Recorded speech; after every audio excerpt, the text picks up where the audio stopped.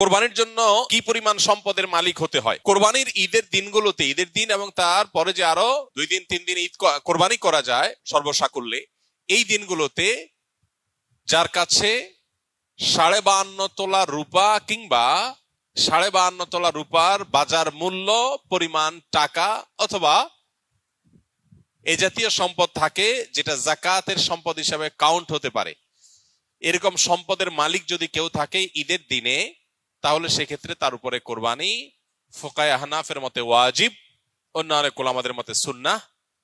এই যে দিনগুলোতে কোরবানি ওয়াজিব বা আবশ্যক, এটার জন্য ওই নেশাব পরিমাণ সম্পদ 52.5 তোলা রূপার সমপরিমাণ সম্পদ, এটা 1 বছর থাকা জরুরি না। জাকাতের জন্য 1 বছর থাকলে যখন জাকাত আসে, কোরবানির জন্য 1 বছর থাকা জরুরি না। এই দিনগুলোতে থাকলেই কোরবানি বর্তায়।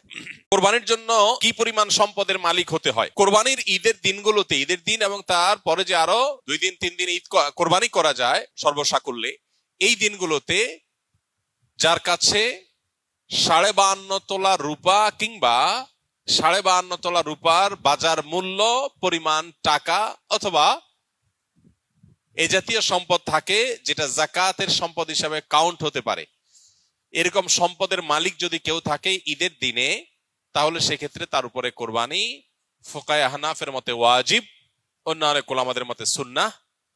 এই যে দিনগুলোতে কোরবানি ওয়াজিব বা আবশ্যক, এটার জন্য ওই নেশাব পরিমাণ সম্পদ 52.5 তোলা রূপার সমপরিমাণ সম্পদ, এটা 1 বছর থাকা জরুরি না। জাকাতের জন্য 1 বছর থাকলে যখন জাকাত আসে, কোরবানির জন্য 1 বছর থাকা জরুরি না। এই দিনগুলোতে থাকলেই কোরবানি বর্তায়।